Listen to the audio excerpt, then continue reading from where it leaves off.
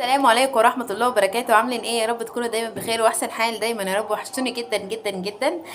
النهارده حبايبي معانا فيديو جديد، فيديو حلو قوي. النهارده هنعمل كيس المكرونه القمر اللي انتوا شايفينه ده. بس قبل ما نبدا الفيديو كده نحب نسمي الله ونصلي على الرسول زي ما احنا متعودين حبايب قلبي. فالمكرونه ديت الشكل ده انا اول مره اجربه معاكم بصراحه، والله العظيم وحياة ربنا انا اول مره اجرب الشكل ده. فمش عارفه هيبقى لما المكرونه تجهز وكده هتبقى طعمها حلو ولا ايه. فاسمها رويال، فاول مره اجربه. فان شاء الله ان شاء الله هيطلع حلو باذن الله. وانا جبته بصراحه، انا جبت الكيس ده عشان شكل المكرونه كده جميله جدا فعجبتني. فانا طبعا نخليها كده بصلصه كده، مصلصه اسمها مصلصه مش عارفه، المهم ما تاخدوش على كلامي إيه. فاحنا طبعا نخليها حمرا يعني معنى اصح. و والصلصه فيها غرقانه كده، ده اللي انا قصدي اقوله يعني. فانا بصحح لكم الكلام اللي انا قلته. فان شاء الله تعجبكم. فلو انت اول مره تشوفي بقى قناتي ما تنسيش تشتركي في القناه وتفعلي زر الجرس وكومنت حلو، دعوه حلوه من قلبك لاختك سومه حبيبه قلبك.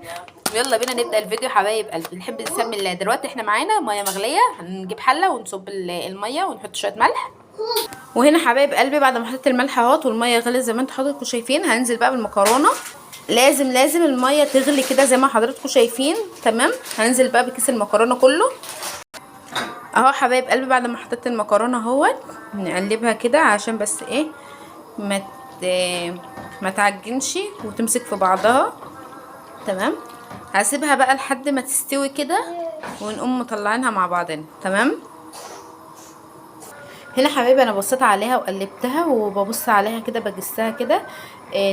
خدت واحده مكرونايه بشوفها كده لقيتها لسه ما استوتش، باينها كده بتاخد سوا شويه. فاسيبها كمان حوالي 5 دقايق كده ونشوف هنعمل ايه. هنا حبايب قلبي دلوقتي هي قربت تستوي وفضل بس حاجه بسيطه. فطبعا مش لازم نسيبها تستوي 100%، على 90% كده. وعشان لما نبقى نحطها في التسبيكه شويه اول ما تقرب تتسبك علشان تدي طعم. تمام، دلوقتي انا هصفيها من الميه ديت وهشطف الميه واغير الميه ديت كذا مره. هشطفها يعني هشطف المكرونه كذا مره وبعدين ارجع لكم. اهو حبايب قلبي زي ما انتم شايفين كده.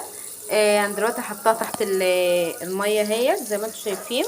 تمام، هشطفها بالميه كده واصفيها كويس جدا وارجع لكم. اهو حبايب قلبي شطفتها كويس جدا ونزلت النشا اللي فيها كلها. فدلوقتي سايباها تتصفى براحتها خالص اهوت. نيجي بقى حله على النار في نفس الحله برضو حطينا هنا معلقه سمنه وهنزل برضو بصوت الزيت. هنا حبايبي بقى نزلت بكيسين صلصه من الفريزر. تمام، هسيبهم لحد ما يفكوا كده معايا هنا. فهنزل بقى بالتوابل بتاعتنا، الملح وشويه ملح وشويه فلفل اسمر وشويه كمون بس. ما تضيفوش حاجه اكتر من كده. بصوا حبايبي دلوقتي هي اتسبكت اهيت، فاضل يا دوبك سنه صغيره وهتبقى 100 100. فدلوقتي هنزل بقى بالمكرونه عشان تديها طعم الصلصه يبقى فيها كده. وهسيبها 5 دقايق كده وبعدين اطفي عليها. حطيت دلوقتي المكرونه اهيت، هقلبها بقى كويس جدا وارجع لكم. اهو حبايب قلبي بعد ما قلبت المكرونه وشايفين شكلها غرقانه في الصلصه وشبعانه صلصه طبعا. هسيبها يا دوبك 5 دقايق على النار كده تكون كملت السوا بتاعها 100%. وتكون اتسبكت كده شويه الصلصه اللي انا قلت لكم يعني ما اتسبكتش قوي، سنه صغيره بس علشان المكرونه يبقى فيها طعم الصلصه كده. فهسيبها 5 دقايق وهطفي عليها على طول وبعد كده نغرفها مع بعض بقى. واخيرا حبايب قلبي زي ما انتم حضراتكم شايفين كده، بصوا شكلها عامل ازاي، ما شاء الله تحفه وطعمها يجنن. طعمها على فكره حلو. انا اول مره اجرب المكرونه دي والله العظيم والله العظيم اول مره اجرب شكل المكرونه ده معاكم. فبجد طلعت حلوه قوي وشكلها حلو في التقديم برضو جميله جدا. ف يا رب تكون كده وصفه النهارده عجبتكم وحلقه النهارده تكون عجبتكم باذن الله. واتمنى ان انتم تجربوها وتقولوا لي ايه رايكم في شكل المكرونه ده.